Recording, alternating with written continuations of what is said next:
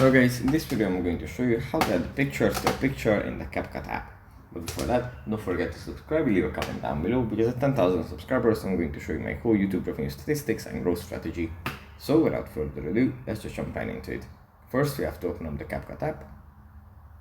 And here we just go into the top left corner, tap on photo editor, then select the picture that we would like to edit, like this.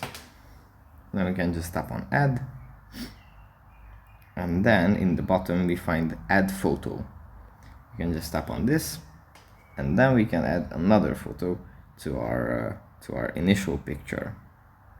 So you would like to add this one, and then we have it like this. We can resize it and just have these two pictures overlapping. So yeah, that's pretty much it for this video. Hope it was helpful for you guys, and I'll see you in the next one.